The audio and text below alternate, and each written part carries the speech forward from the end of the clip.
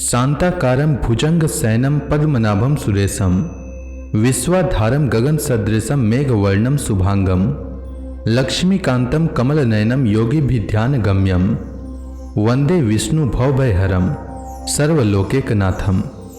मंगलम भगवान विष्णु मंगलम गरुड़ध्वज मंगलम पुंडरीकाक्ष मंगलाय तनोहरि। ओम नमो भगवते वासुदेवाय। आज का दिन आप सभी के लिए मंगलमय हो। आज मैं कार्तिक मास की कथा का 8वां अध्याय सुनाने वाला हूँ। शास्त्रों के अनुसार कार्तिक माह में प्रतिदिन स्नान करना चाहिए और भगवान विष्णु, माता लक्ष्मी एवं तुलसी माता की पूजा करनी चाहिए। साथ ही कार्तिक मास महात्म्य की कथा का पाठ अथवा श्रवण करना चाहिए। इससे जन्म जन्मांतर के पाप कर्मों का नाश होता है और घर में सुख समृद्धि का वास होता है। तो आइए श्रवण करते हैं कार्तिक मास महात्म्य की कथा का 8वां अध्याय। राजा पृथु नारद जी से कहते हैं, हे मुनि श्रेष्ठ, उस दैत्यराज ने पार्वती जी का रूप का वर्णन सुनकर उसके बाद क्या किया, यह सब मुझे विस्तार से बताइए। तब नारद जी ने कहा, मेरे वहां से चले जाने के बाद जालंधर ने अपने राहु नामक दूत को बुलाकर आज्ञा दी कि कैलाश पर एक जटाधारी शंभु योगी रहता है, उससे उसकी सर्वांग सुंदरी भार्या को मेरे लिए ले आओ। तब दूत शिव जी के स्थान में पहुंचा, परंतु नंदी ने उसे भीतर जाने से रोक दिया, किंतु वह अपनी उग्रता से शिव की सभा में किसी प्रकार पहुंच ही गया और शिव के आगे बैठकर दैत्यराज का संदेश का सुनाया। उस राहु नामक दूत के ऐसा कहते ही भगवान शूलपाणी के आगे पृथ्वी फोड़कर एक भयंकर शब्द वाला पुरुष प्रकट हो गया, जिसका सिंह के समान मुख था। वह नृसिंह राहु को खाने चला। राहु बड़े जोर से भागा, परंतु उस पुरुष ने उसे पकड़ लिया। उसने शिव जी की शरण ली, अपनी रक्षा मांगी। तब शिव जी ने उस पुरुष से राहु को छोड़ देने के लिए कहा, परंतु उसने कहा, मुझे बड़ी जोर की भूख लगी है, मैं क्या खाऊं? तब महेश्वर ने कहा, यदि तुझे भूख लगी है तो शीघ्र ही अपने हाथ और पैरों का मांस भक्षण कर ले। और उसने वैसा ही किया। अब केवल उसका शीर्ष शेष मात्र रह गया। तब उसका ऐसा कृत्य देखकर शिव जी ने प्रसन्न हो उसे अपना आज्ञा पालक जानकर अपना परम प्रिय गण बना लिया। उस दिन से वह शिव जी के द्वार पर स्वकीर्ति मुख नामक गण होकर रहने लगा। राजा पृथु ने कहा, हे नारद जी, ये तो आपने भगवान शिव की विचित्र कथा सुनाई है। अब कृपा करके यह बताइए कि उस समय राहु उस पुरुष से छूटकर कहाँ गया? नारद जी बोले, उससे छूटने पर वह दूत बर्बर नाम से विख्यात हो गया और अपना नया जन्म पाकर वह धीरे धीरे जालंधर के पास गया। वहां जाकर उसने शंकर की सब चेष्टा कही। उसे सुनकर दैत्यराज ने सब दैत्यों को सेना द्वारा आज्ञा दी। काल नेमी और शुंभ निशुंभ आदि सभी महाबली दैत्य तैयार होने लगे। एक से एक महाबली दैत्य करोड़ों करोड़ों की संख्या में निकल युद्ध के लिए जुट पड़े। महाप्रतापी सिंधु पुत्र शिव जी से युद्ध करने के लिए निकल पड़ा। आकाश में मेघ छा गए और बहुत अपशकुन होने लगा। शुक्राचार्य और कटे सिर वाला राहु सामने आ गया। उसी समय जालंधर का मुकुट खिसक गया, परंतु वह नहीं रुका। उधर इंद्र आदि सभी देवताओं ने कैलाश पर शिव जी के पास पहुंचकर सब वृत्तांत सुनाया और यह भी कहा कि आपने जालंधर से युद्ध करने के लिए भगवान विष्णु को भेजा था। वह उसके वशवर्ती हो गए हैं और विष्णु जी लक्ष्मी सहित जालंधर के अधीन हो उनके घर में निवास करते हैं। अब देवताओं को भी वहीं रहना पड़ता है। अब वह बलि सागर पुत्र आपसे युद्ध करने आ रहा है, अतएव आप उसे मारकर हम सबकी रक्षा कीजिए। यह सुनकर शंकर जी ने विष्णु जी को बुलाकर पूछा, हे ऋषिकेश, युद्ध में आपने जालंधर का संहार क्यों नहीं किया और वैकुंठ छोड़ आप उसके घर में कैसे चले गए? यह सुनकर विष्णु जी ने हाथ जोड़कर नम्रतापूर्वक भगवान शंकर से कहा, उसे आपका अंशी और लक्ष्मी का भ्राता होने के कारण ही मैंने उसे नहीं मारा है। यह बड़ा वीर और देवताओं से अजय है। इसी पर मुग्ध होकर मैं उसके घर में निवास करने लगा हूँ। विष्णु जी के इन वचनों को सुनकर शंकर जी हंस पड़े। उन्होंने कहा, हे विष्णु, आप यह क्या कहते हैं? मैं उस दैत्य जालंधर को अवश्य मारूंगा। अब आप सभी देवता जालंधर को मेरे द्वारा ही मारा गया जान अपने स्थान को जाइए। जब शंकर जी ने ऐसा कहा तो सब देवता संदेह रहित होकर अपने स्थान को चले गए। इसी समय पराक्रमी जलंधर अपनी विशाल सेना के साथ कैलाश पर्वत पर आ घोर सिंहनाद करने लगा। दैत्यों के नाद और कोलाहल को सुनकर शिव जी ने नंदी आदि गणों को उससे युद्ध करने की आज्ञा प्रदान की। कैलाश के समीप भीषण युद्ध होने लगा। दैत्य अनेकों प्रकार के अस्त्र शस्त्र बरसाने लगे। भेरी मृदंग शंख और वीरों तथा हाथी घोड़ों और रथों के शब्दों से शाब्दित हो पृथ्वी कांपने लगी। युद्ध में कटकर मरे हुए हाथी घोड़े और पैदलों का पहाड़ लग गया।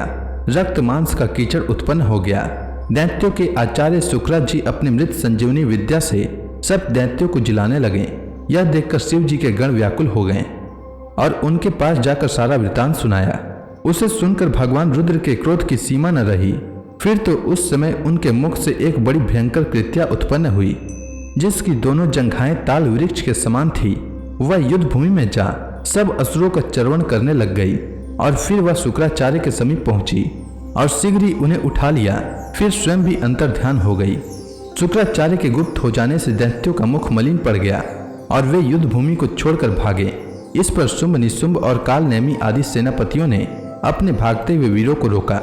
शिव जी के नंदी आदि गणों ने भी, जिसमें गणेश और स्वामी कार्तिकेय भी थे, दैत्यों से भीषण युद्ध करना आरंभ कर दिया। उस समय शिव जी के गण प्रबल थे और उन्होंने जलंधर के शुंभ निशुंभ और महासुर काल नेमी आदि को पराजित कर दिया। यह देखकर सागर पुत्र जलंधर एक विशाल रथ पर चढ़कर, जिस पर लंबी पताका लगी हुई थी, युद्ध भूमि में आया। इधर जय और शील नामक शंकर जी के गण भी युद्ध में तत्पर होकर गरजने लगे। इस प्रकार दोनों सेनाओं के हाथी घोड़े शंख भेरी और दोनों ओर के सिंहनाद से धरती त्रस्त हो गई। जलंधर ने कुहरे के समान असंख्य बाणों को फेंक कर पृथ्वी से आकाश तक व्याप्त कर दिया और नंदी को 5, गणेश को 5, वीरभद्र को एक साथ ही 20 बाण मारकर उसके शरीर को छेद दिया और मेघ के समान गर्जना करने लगा।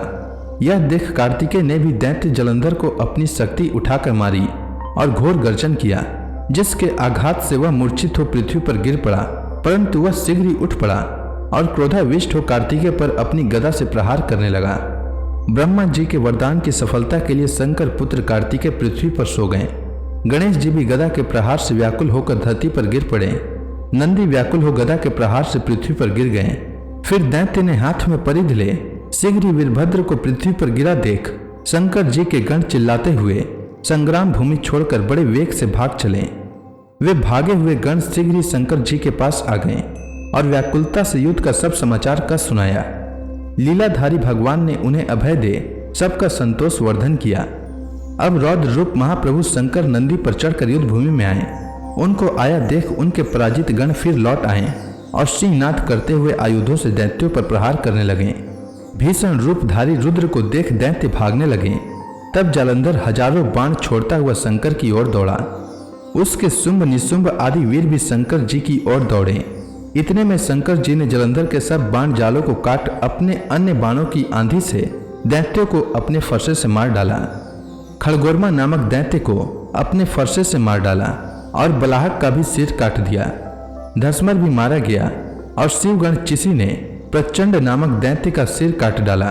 किसी को शिव जी के बैल ने मारा और कई उनके बाणों द्वारा मारे गए। यह देख जलंधर अपने शुंभ आदि दैत्यों को धिक्कारने और भयभीतों को धैर्य देने लगा, पर किसी प्रकार भी उनके भयग्रस्त दैत्य युद्ध को न आते थे। जब दैत्य सेना पलायन आरंभ कर दिया, तब महाक्रोध जालंधर ने शिव जी को ललकारा और 70 बाण मारकर शिव जी को दग्ध कर दिया। शिव जी उसके बाणों को काटते रहे, यहाँ तक कि उन्होंने जालंधर की ध्वजा, छत्र और धनुष को काट दिया। फिर 7 बाण से उसके शरीर में भी तीव्र आघात पहुंचाया। धनुष कट जाने से जालंधर ने गदा उठाई। शिव जी ने उसकी गदा के टुकड़े कर दिए। तब उसने समझा कि शंकर मुझसे अधिक बलवान है, अतएव उसने गंधर्व माया उत्पन्न कर दी। अनेक गंधर्व अप्सराओं के गण पैदा हो गए। वीणा और मृदंग आदि बाजों के साथ नृत्य व गान होने लगा। इससे अपने गणों सहित रुद्र भी मोहित हो गए। उन्होंने युद्ध बंद कर दिया। फिर तो काम मोहित जालंधर बड़ी शीघ्रता से शंकर का रूप धारण कर वृषभ पर बैठकर पार्वती जी के पास पहुंचा। उधर जब पार्वती ने अपने पति को आते देखा तो अपनी सखियों का साथ छोड़ दिया और आगे आई। उन्हें देख कामातुर जालंधर का वीर्यपात हो गया और उसके पवन से वह जड़ भी हो गया। गौरी ने उसे दानव समझा। वह अंतर्ध्यान हो उत्तर की मानस पर चली गई। तब पार्वती ने विष्णु जी को बुलाकर दैत्य का वह कृत्य कहा और यह प्रश्न किया कि क्या आप इससे अवगत हैं। भगवान विष्णु ने उत्तर दिया, आपकी आज्ञा से मुझे सब ज्ञात है। हे माता, आप जो भी आज्ञा करेंगी मैं उसका पालन करूंगा। तब जगत माता ने विष्णु जी से कहा, उस दैत्य ने जो मार्ग खोला है उसका अनुसरण उचित है।